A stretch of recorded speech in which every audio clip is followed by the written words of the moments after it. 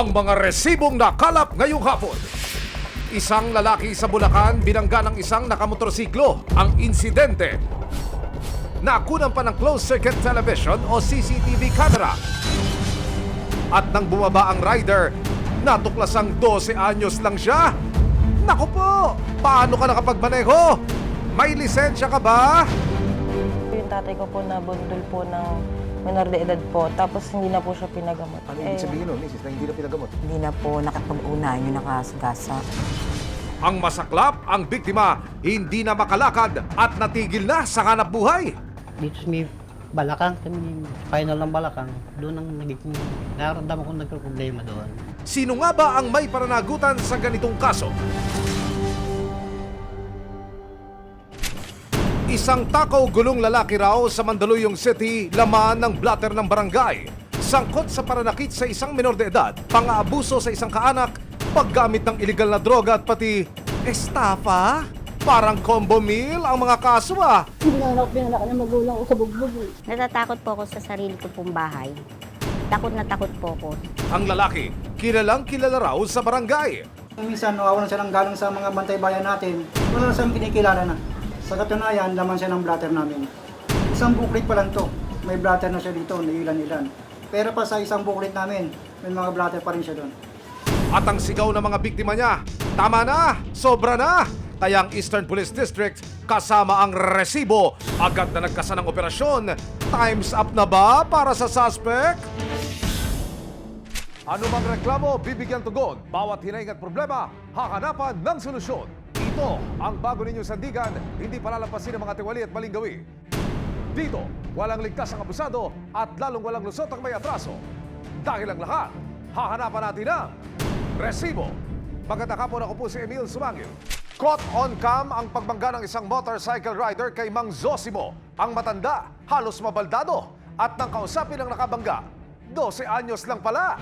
Naku po, sino ang dapat managot? Pasado alauna ng hapon ng October 4, 2022, nakuna ng CCTV camera ang isang aksidente sa Pandi, Bulacan. Patawid sa kalsada ang 50 anyos na si Zosimo Angeles. Maya-maya pa, isang motorsiklo ang saktong padaan sa kalsada. Sa bilis ng andar ng motorsiklo, sa pool, si Mang Zosimo. Kuwang-kuwa sa CCTV kung paanong tumilapon si Mang Zosimo matapos bumangga. Ang problema, ang nakasagasa kay Mang Zosimo, menor de edad pala, 12 anyos lang. Ang tanong, paano siya nakapagmaneho ng motorsiklo? Bawal po yan. Nakapanayam ng resibo si Mang Zosimo at ikinuwento ang buong pangyayari. Tapos may biyahe tricycle. Ngayon, nagbiyahe ko ng Bunsuran, tapos bumalik akong terminal, nagpark ako. Ngayon, nagbumba ka tricycle, tatawid ako sa Blang Kalsada. Biglang, wala naman akong sasakyan, tumingin ng kaliwat kan, wala. Pagka nung nasa gitna na ako, biglang tumakbo yung bataan driver. Tapos, ginawa ko, huminto ko sa gitna para may allowance. May lulusot yung bata kaliwat kanan. Ako ang tinumbok eh. Tapos sinapol.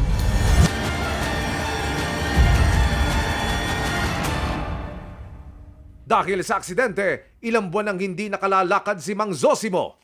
Unti-unti na po ako bumabagsak. Nung nagdaang mga buwan, una po nakapagtutungkod pa ako. Tumitigas yung mga binti ko, tuhod ko. Pag natayo ko ng diretso, ayaw na pong baluktot.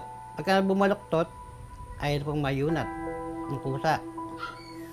Kaya pag pinilit ko, makakatayo ko, pero pabagsak na lang bigla. Ang naramdaman ko sa akin ngayon, yung dito sa may balakang, sa may spinal ng balakang, doon ang nagiging, naramdaman ko nagka-problema doon. Susunod, nagpatawag ng hearing ang barangay pero hindi sumipot ang pamilya ng bata. Lumipat na pala sila ng tirahan. Sinamahan ng resibo si Mang Zosimo sa Public Attorney's Office o PAO. Abangan mamaya, isang takaw gulong lalaki raw sa Mandaluyong City, laman ng blatter ng barangay. Ang pangalan niya, Jaime Bernardo Jr. Ang reklamo laban sa kanya sa barangay, patong-patong na pala. Talagang matigas eh. Minsan, nawawalan siya ng galang sa mga bantay bayan natin. Wala siyang kinikilala na. Sa katunayan, laman siya ng blatter namin. May aksyon, may ebidensya, resibo, walang lusot ang may retraso. May aksyon, may ebidensya, resibo, walang lusot ang may retraso. Dahil natigil sa pamamasada, nawalan din ng perang pampagamot si Mang Zosimo. Ang reklamo ng kanyang kaanak, hindi pinanagutan ng nakabangga ang pagpapaospital sa kanilang ama. Ma'am, ano ho ang maipapaglingkod ng programa? Kasi sir po, yung tatay ko po nabundol po ng minor de edad po. Tapos hindi na po siya pinagamot. Ano ibig sabihin nun, misis, na hindi na pinagamot? Mula po nung masagasaan yung mister ko, hindi na po nakipag-unahan yung nakasagasa. Bago pa nito, nagkaroon na raw ng kasunduan ng pamilya ni Zosimo at ang pamilya ng batang nakasagasa sa kanya. Ako po kasi yung kasama po ni tatay sa pag-hearing po sa barangay. Since di po siya makaka-attend, ako po yung nag-file po ng blatter. Tapos po, nangako po sila nung unang pagharap na gagastos naman daw po sila. Handa daw po silang gastos ng si tatay. Tapos po, 3 days po na yung pinag-usapan po namin petsa na babalik po si tatay sa ospital para po i-check up po. Kasi po namaga po yung ulo, yung mukha po. Opo. Ano po, wala pong kumukontak sa akin kung paano kami makakating ng ospital, kung sino yung gagastos sa ospital. Mahigit 20 taon ng tricycle driver si Mang Zosimo. Ang kinikita niya sa pamamasada, ang ginagamit na pangtustos sa mga pangangailangan ng buong pamilya. Kaya naman malaking epekto raw sa kanila ang nangyari kay Mang Zosimo. Misis, ano ang epekto nito sa pamilya nyo? Alam ko masakit, pero gusto kong malaman, maipabatid natin sa ating mga manonood. Anong epekto nito sa pamilya ninyo? Napakalaki ho na naging epekto kasi may nag-aaral pa po kaming dalawa. Hindi na ho siya makapaghanap buhay para matugunan yung obligasyon niya sa mga anak niya, sa amin. Kami ho sa ngayon wala naghahanap buhay dahil na siya nga lang ho talaga ang naghahanap buhay sa amin. Ina-aksidente pa. Yung pagkain po namin, pinatutulong-tulungan lang po ng mga anak namin para po makaraos kami sa araw-araw. O ano nababanggit ni tatay pagka nagkakakwentuhan kayo? Siyempre, sa ganitong estado, alam kong napakasakit niya. Ano po? Sobrang sakit sir, kasi po yung tatay ko. Nababanggit po sa akin na mayroon daw po na mawala na siya. Pabigat daw po siya sa amin. Hindi ko naman po syempre gusto yun bilang anak. Hanggat may magagawa sana, gusto ko sana na gumaling pa yung tatay ko. Mahirap po talaga sitwasyon. Kasi, unang-una po, wala rin kami hanap buhay. Hindi ako nakapag-hanap buhay. Daing pa ni Mang Zosimo, pinabayaan daw sila ng pamilya ng nakabangga.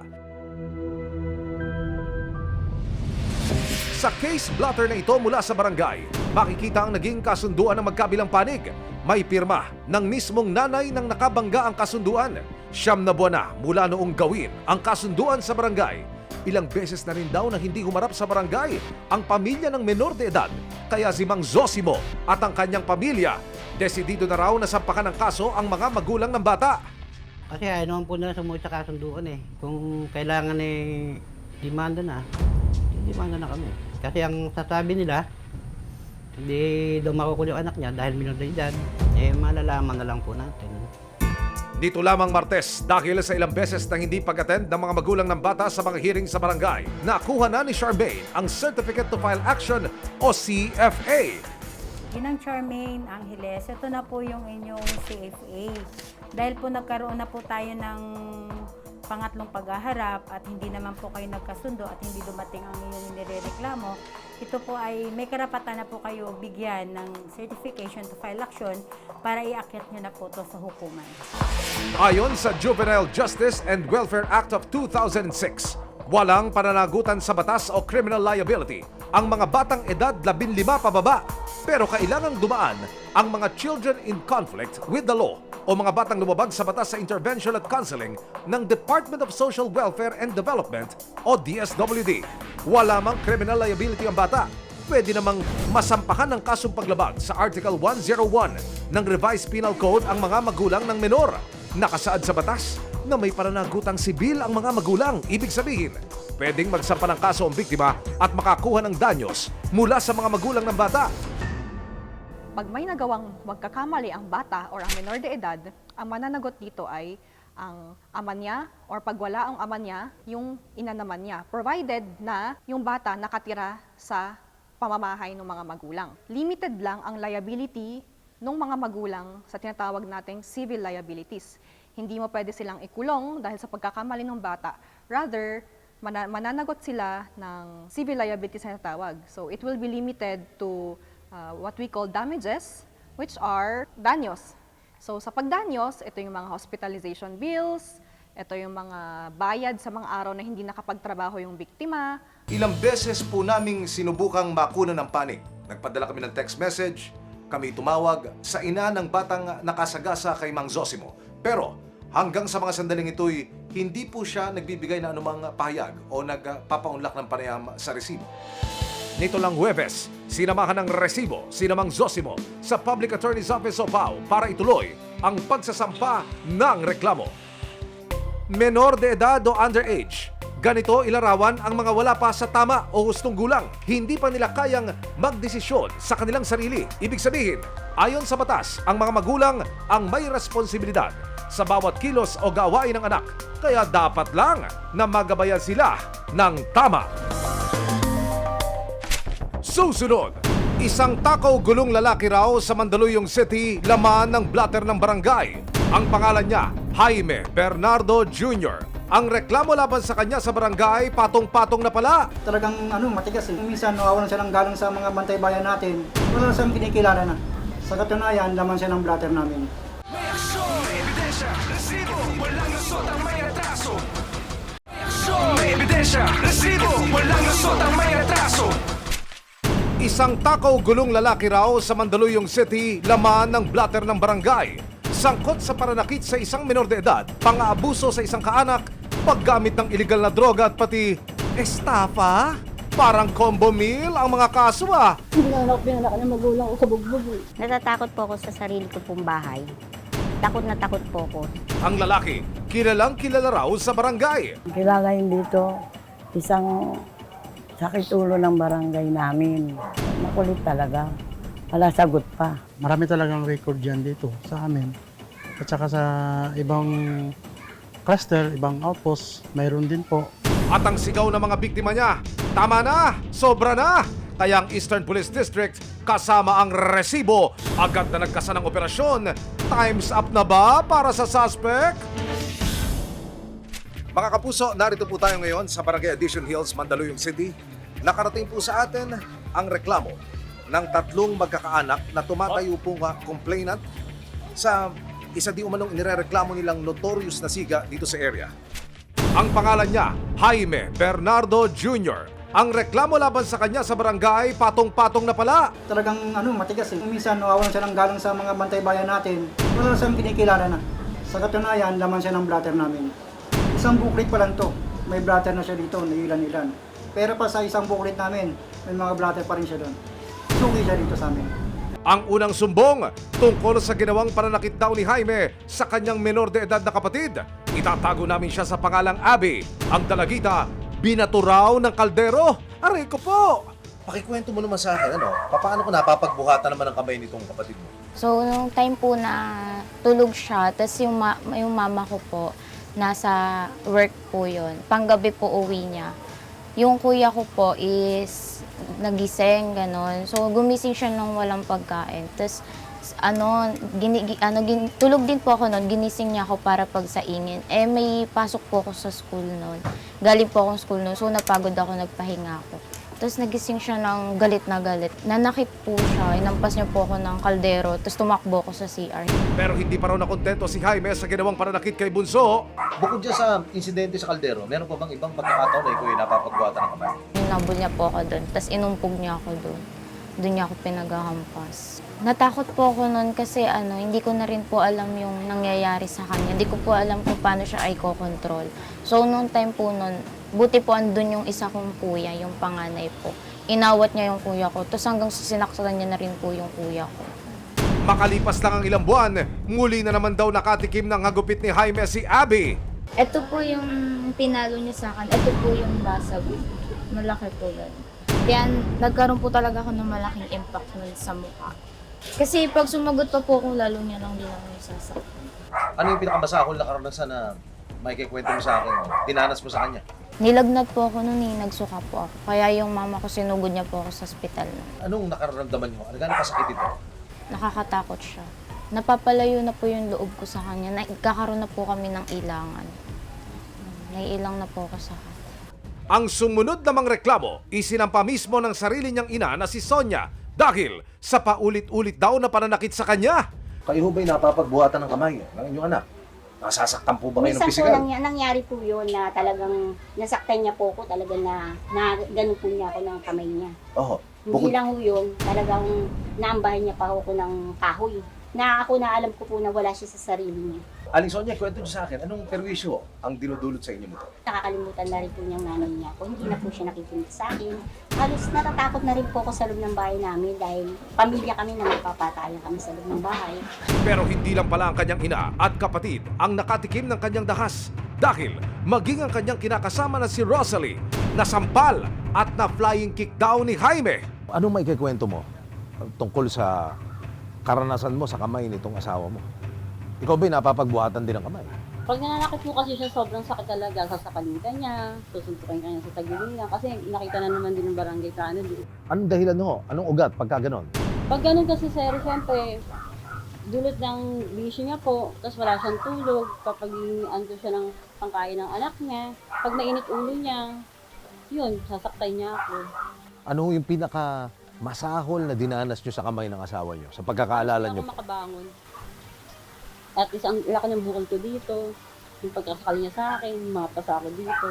Yung bukulo, paano nyo tinamo ito? Puro lahat suntok yun, gamit yung kamay niya. Kasi malaki si Jaime, malaking kamay niya. Kapag ka gano'n, napapagbuhatan kayo ng kamay, ano, hindi ka ba niya nakikilala? O hindi mo ba sinasabing, oh, asawa mo ako? Hindi, nagsasalita po ako. Ah, Siyempre. ano po sinasabi? Sabi ko sa kanya, yung mga yung mga katulong ko sa kanya, ganyan, ba't mo ako sinasakta? Mga kapuso, sa dalawang palapag na residential property na ito, nakatira ang inireklamong si Jaime. Ang kanyang pamilya, doon po sa dulong pintuan nakatira. At ayon po mismo sa complainant sa reklamo, sakada siya'y magbabasag ulo o manggugulo. Nadadamay po, pisikal niyang nasasaktan, pati yung mga nakatira sa ikalawang palapag, kung saan naman naninirahan ng kanyang ina, ilang pamangkin at kapatid. Siyempre sir, masakit kasi hindi naman ako pinanakan ng magulang ko sa bugbog. Pero wala kang magagawa sir kasi may anak kami.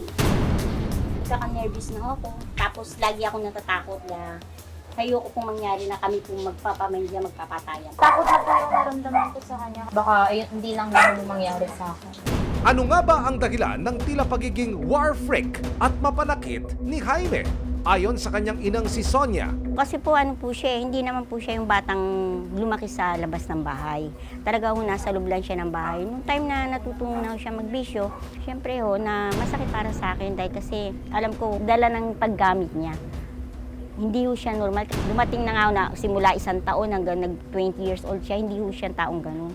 Minsan na rin daw nakulong si Jaime dahil sa paggamit at pagbebenta ng droga. Pero noong 2021, pansamantala siyang pinalaya ng korte pero kinakailangan niyang dumalo sa mga hearing tungkol sa kanyang mga kaso.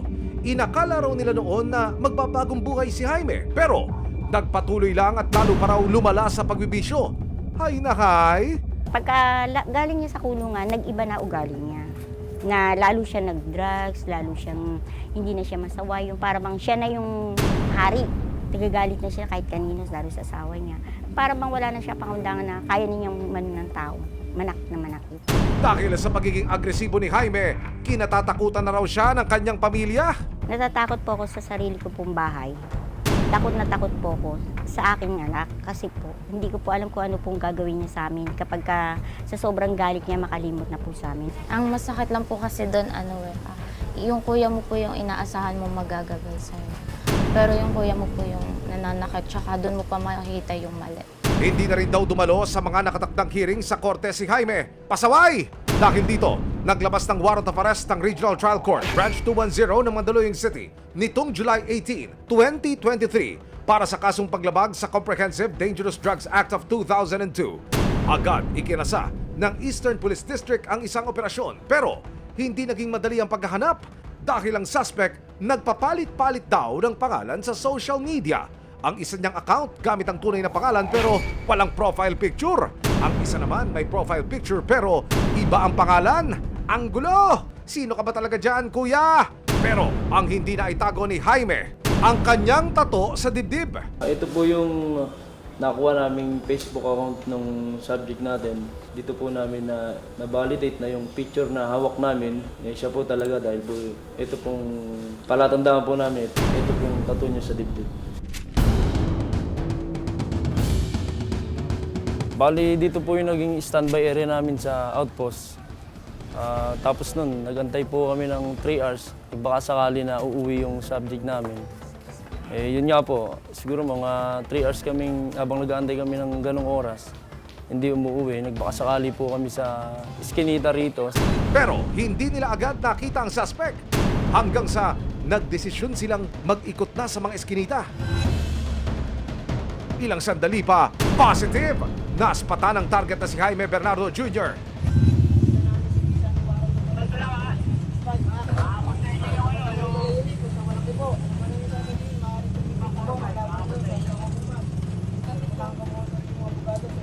Hindi po kalayuan sa bahay nila. Ito po yung iskinita kung saan namin na-arresto yung subject person natin. Sinubukan po namin na ikutin yung mga iskinita para mahanap yung subject natin. Yun nga po, sinuwerte kami na madaanan namin dito sa iskinita na to. Agad dinala sa Eastern Police District si Jaime. Naharap siya ngayon sa kasong paglabag sa Comprehensive Dangerous Drugs Act of 2002. Bali po yung kasong kinakaharap niya ngayon, yun po yung nasa warrant of arrest niya ng Section 5 ng 9165. Service of sentence po ito. Kumbaga po, hindi po siya basta makakalaya rito sa kasong ito. Pero dahil hindi naman itinuloy ng pamilya niya ang pagsasampa ng formal na reklamo laban sa mga ginawa niyang pananakit, wala siyang kaso para dito. Nakapanayam ng resibo si Jaime na ngayon ay nakakulong na sa Mandaluyong Custodial Facility Unit. Nagsisi naman po talaga na ako na nagawa ko yung pananakit ko sa kanila. Aminado naman po ako doon kahit sino naman po siguro mapunta sa sitwasyon ko. Dumating po yung punto na tinatawag na ng pangangailangan. Kaya po siguro ganun. Nagawa ko po yung mga panakit. Hindi ko na napigilan yung emosyon ko. Dahil sa tuluyang pagkadakip kay Jaime, tila nakahinga ng maluwag at nabunutan daw ng tinik sa dibdib si Aling Sonia. Mas ginusto ko na lang makulong siya dahil iniisip ko, baka sa pangalawang pagkakataon niya na makulong, magkaroon po siya makapag-isip po siya ng maayos. Na dito po wala po nakakasaway sa kanya, nakakakontrol na masama ang ginagawa mo na hindi na siya nakikinig sa tamang sinasabi ng nanay niya, ng kapatid niya. Hindi na ho niya alam yung tama at baka ho maituwid ho siya sa loob ng kulungan. Hindi lang ako nangangako.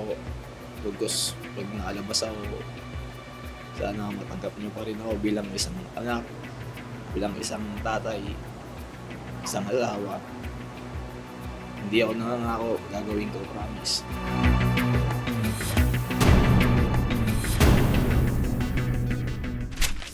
Walang lusot ang may atraso. Ipagtanggol ang api, iwaksi ang tiwali. Sama-sama nating ituwid ang tiwali at baluktot. Itakwil ang maling gawi at modus na bulok. Walang ligtas ang abusado at lalong walang lusot ang may atraso. Dahil ang lahat, hahanapan natin ng resibo. Hanggang sa muli, ako po si Emil Zumangit. May tugon, may aksyon, may ebidensya, resibo. Walang lusot ang may atraso.